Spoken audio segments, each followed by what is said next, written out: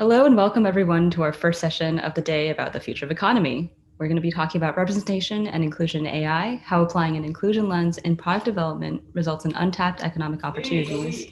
And we'll be talking with Jason Scott, Head of Startup Developer Ecosystems at Google, and Dr. Maisha Gray-Diggs, Senior Director, Talent Acquisition at Twitter. Welcome, Jason and Maisha, and thank you for joining us. Thank you. Thank you, Irina. Jason, let's dive right in. How does your current role uniquely position you to drive inclusion in the startup ecosystem? Yes, so as head of startup developer ecosystem for the US, my whole role is around really coming in and helping startups around the growth stage. And why that's pivotal and kind of important around, and why it's important to have an inclusive mindset around that stage is we're really helping go from MVP to launch. When it comes to product design and development, we're really thinking about data sets and starting to think about machine learning and how they can apply their data to machine learning as well, or apply machine learning to their data sets, as well as growth and customer acquisition and teams and leadership. So everything around growing your team, your product, and your data.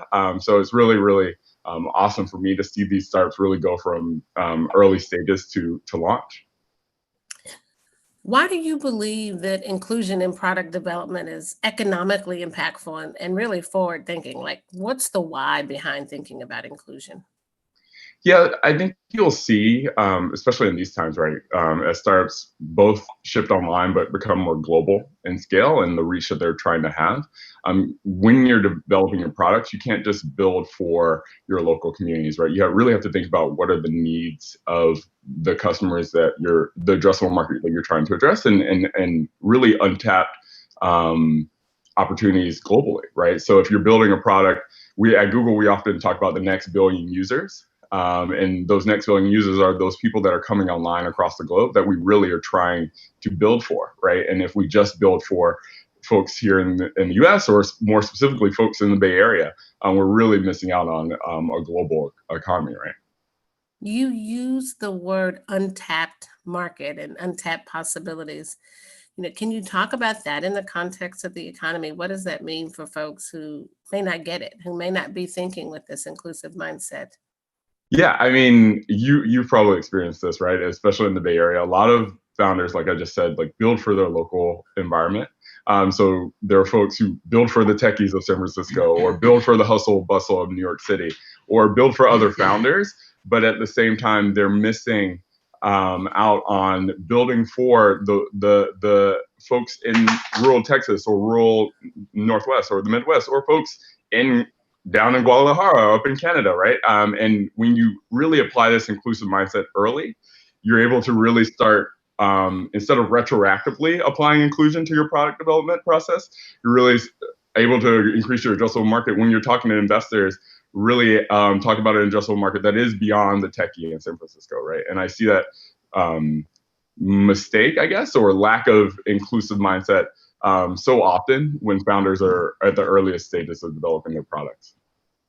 Yeah, I see it on my side of the house when we think about building the teams, right, that are going to then go into that product development cycle, wanting to make sure that you have an inclusive workforce, a more inclusive team to then bring those inclusive mindsets that then go into the inclusion in the product development. So it really is from even before you start thinking about the product, it's really in the teams that you put together.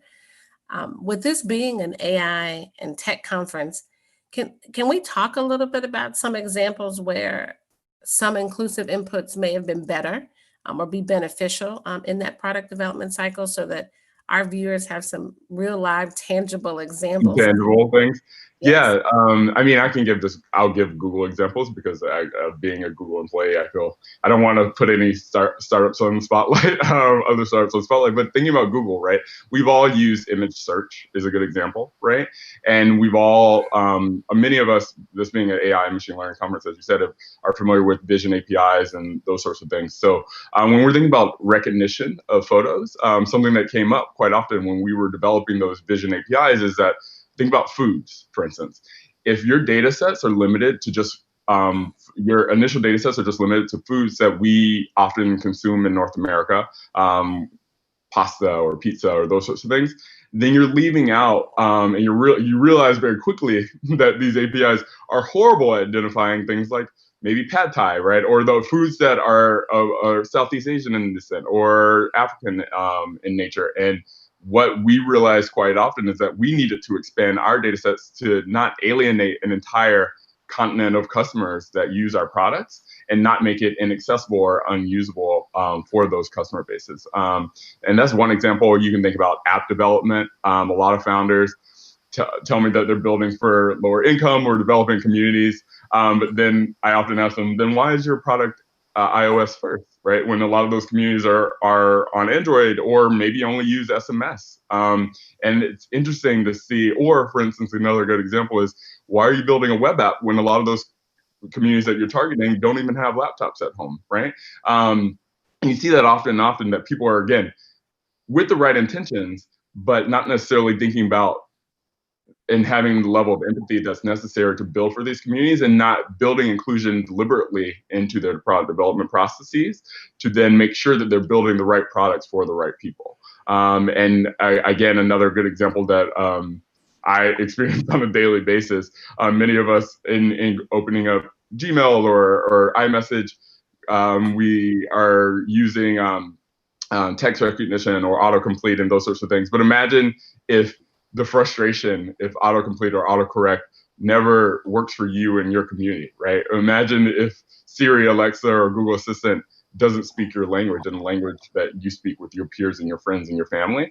Imagine that feeling of alienation, and this product is not built for me, that consumers feel, and that these companies then and startups quite often miss out on this entire consumer base, right? Because then they're retroactively trying to apply inclusion, when having that inclusive voice earlier on, when you're building your team or when you're going through the product development process would have highlighted those things from the start, and you could build for a larger addressable market, like I was saying earlier, from the beginning. I feel that every day when I get on my phone, I won't tell you which one I have, and it autocorrects my name, my very ethnic Swahili name. It autocorrects it every single time in what I do on my phone. So preach on that one. Can you give us some examples of when it works, right? That there's this upside to, like, again, we're going to hit this home with our audience, that inclusion at the very beginning and throughout the product development cycle is so important. So can you give us some examples of upside that people who may not still be believing that it's important? Yeah, I mean, I can give you one like very recent example. I actually, when we were getting prepared for this session, I actually had someone message me through LinkedIn, I believe, asking around would we be able to use a platform that includes subtitles, right? That recognizes voice and then is able to translate that to subtitles that aid in their conference experience, right? And luckily, a lot of these platforms now, Meet, Zoom, etc., are doing that and incorporating this into their product. And think about how many new customers that traditionally would not have been able to have this digital conference experience in a way that was useful to them, or that they could really engage with the content, if that had not been part of the product development roadmap from the beginning, right? Or if it had not come in more recently. And also think about had it come in earlier. And I think there are a lot of those examples that you see constantly. And you see, I mean, I know you're familiar with more consumer products standpoints, and you see so many consumer products companies these days that are now building for, they're realizing that the hair textures that they built for in the past were only inclusive of a certain part of the population, and now there's an entire population that they're now able to tap into because they've now incorporated those voices in their product development processes and in their employee base, which I'm sure you experience quite often in thinking about recruitment. But even if you don't necessarily have a diverse team, by having the architecture around your product development processes to make sure you're eliminating those blind spots, you're able to really, again, build for a larger addressable market and really be more successful. And it's a win-win for everyone, right? Well, you're opening up economic opportunities for you as a company, but you're also able to have your products be useful to those beyond your bubble of San Francisco or beyond your bubble of New York, et cetera. So I'm going to encourage our virtual audience to start populating questions in the Slido while I get to keep firing some good ones, at Jason. So you've given us the upside. You've talked a lot. Can you tell folks about how to do it, right? How would you advise them to incorporate inclusion in the work they do in the product development cycle? So a little bit of the toolkit. How do you do this? Yeah, I mean, of course, the first one, which again you probably will resonate with, and the kind of the most obvious one is just by making sure your team has as many voices as possible, right? And being inclusive from a recruitment standpoint. I know that sometimes you're balancing both things. You're trying to build a team quickly, and sometimes it's easiest to just bring on your friends or bring on the folks that you know within your community. But being proactive about that up front and making sure that on your product team or on your team in general, you're able to include as many voices that are representative of other communities. I think secondarily, though, is just acknowledging that we all have blind spots, right? We all are from a specific community, and we all aren't necessarily like even if I have as diverse of a team as possible, like if I'm building a product for someone in continental Africa or Eastern Europe or in Asia, I will have blind spots. Even if my team is a team of two, I'm not likely to be able to have representation from all those places. So in your product development processes, don't just test on folks in your local environment. Get as many voices from the communities, from a diverse set of communities as you can, right? And we do that as much as we can, both with Googlers from offices around the world, but also in just going out into the field and really throughout the process from ideation to launch, making sure that you continue to check, and then continue to check even after launch, right? That your products, that you're getting this feedback from these voices, this diverse set of voices, and being intentional. I think if you take nothing else away from it, just be intentional about inclusion and incorporating inclusion in your product development processes.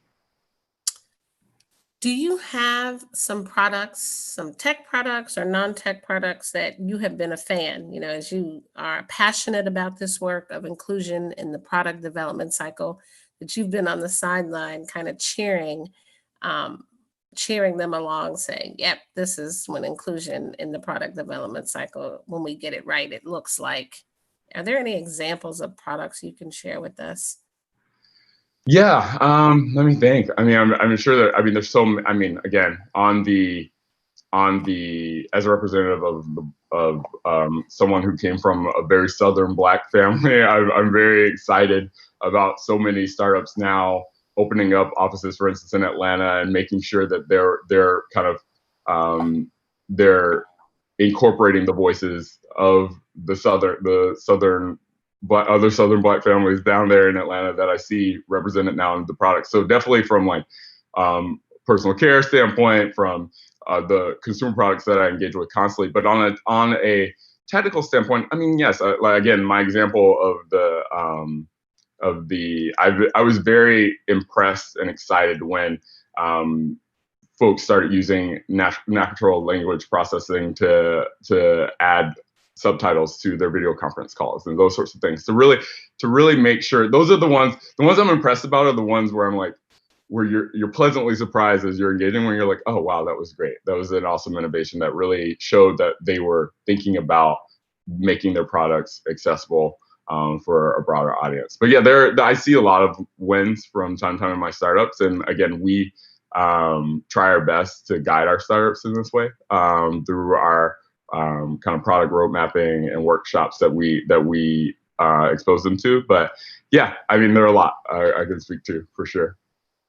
So we got a great question, as I lead inclusion in the talent acquisition space, there's visible diversity that it's, very easy to say, yep, I have a Black or Latinx person, I have a female or gender conforming person, et cetera. How do you get past that when you think about diversity of experience, diversity of thought, and including that into the product development cycle within the teams? Within the teams themselves? Mm-hmm.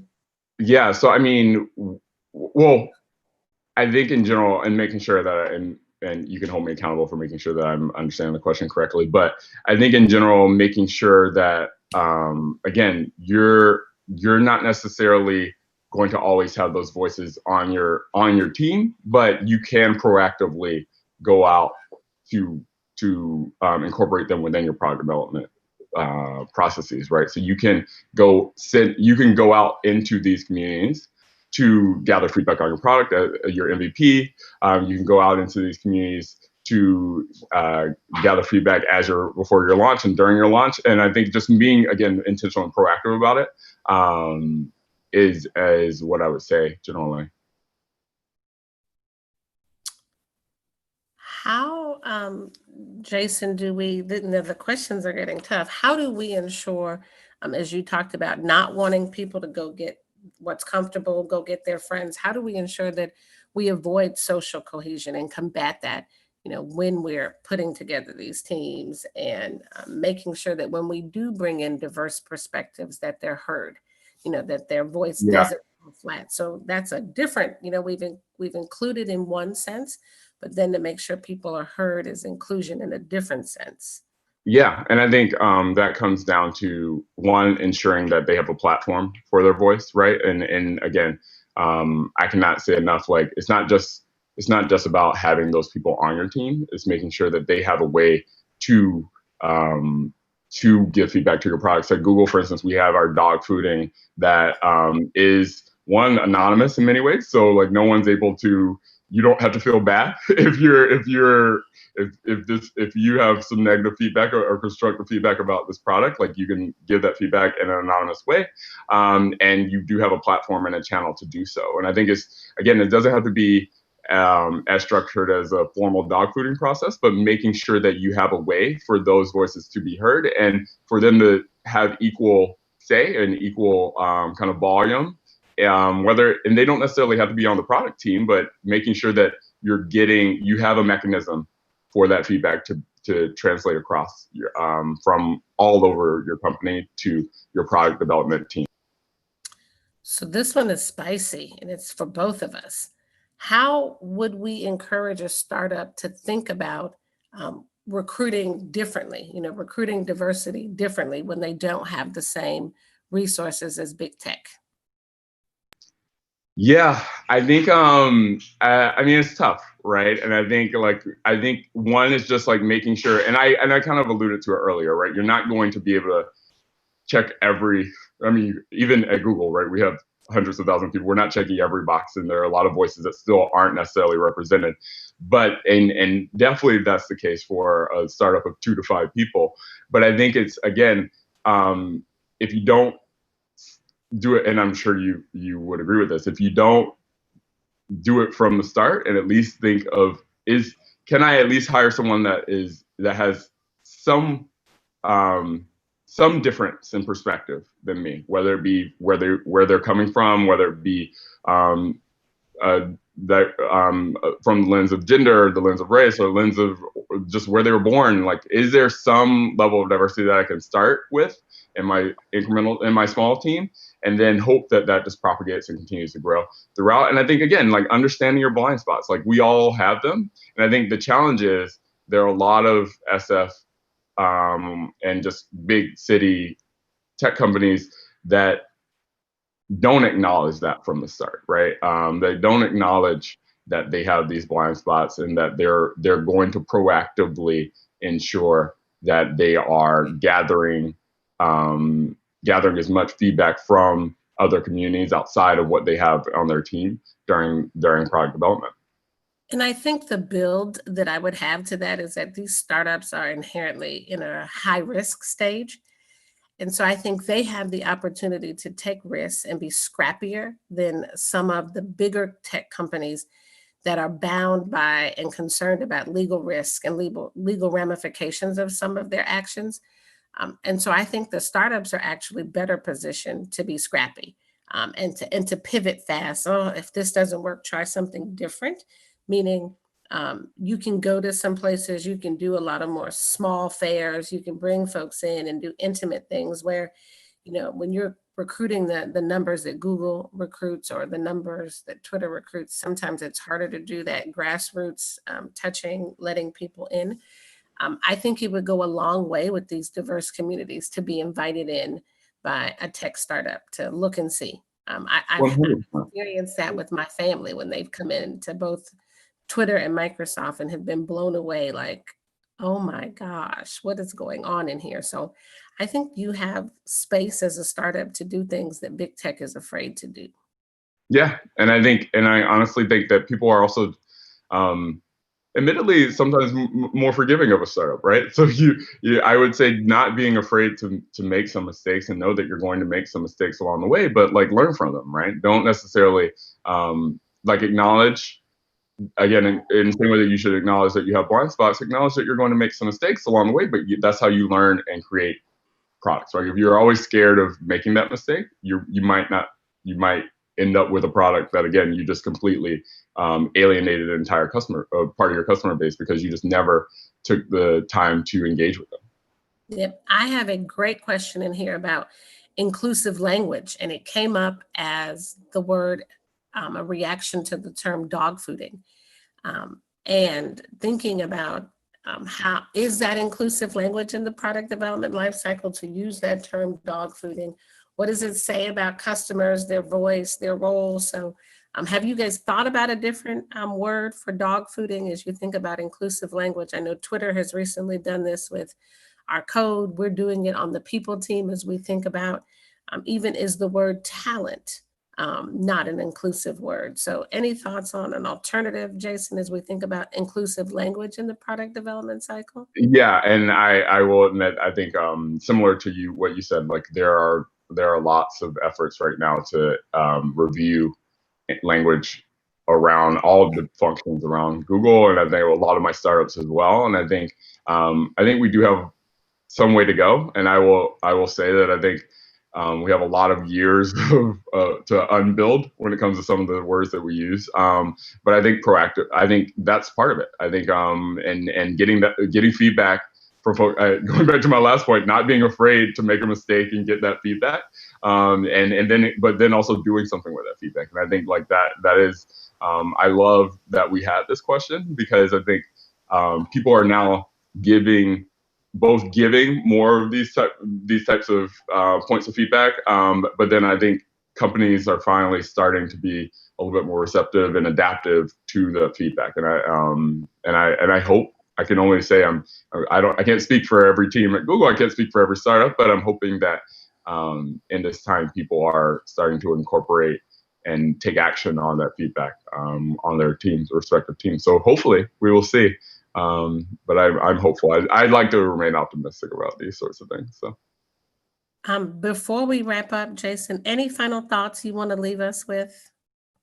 Yeah, I mean, again, you're going to make mistakes, and I think it's about not being afraid to do that, but also being proactive. And I tell all of my startups, just be intentional about your inclusion and thinking about it throughout every single step. So yes, acknowledge that maybe our team isn't as diverse as we want it to be, or not representative of the customer base that we're trying to reach. So let's make sure that we're incorporating that even more so in our product development process, or even more so in our customer feedback, and just understanding that it's never going to be perfect, especially nothing in the startup is perfect, but at the same time, you can be proactive and you can be intentional. And I think if you take nothing else away from that, just acknowledge that we all have blind spots, and we all should be taking action to be intentional around how do we have inclusive voices within the development of our products that we're trying to do to change the world. And with that, Irina, I will turn it over to you. Thank you all for joining us today. And I appreciate you being here, everyone, because that means you are thinking about bringing equity and access to tech. And that's the start, as Jason said. Thank you, Maisha and Jason. That was an absolutely fascinating conversation about fostering environments that really provide an opportunity for inclusivity in tech. I mean, I certainly walked away with a few new ideas of my own. So thank you both. Thank you. Thank you. Happy Saturday. You too. Happy Saturday. All right, attendees. Our next session will be beginning in 5 minutes at 8:30. To join it, please go ahead and click the link on to the next session under the stream under this video. So we'll see you there.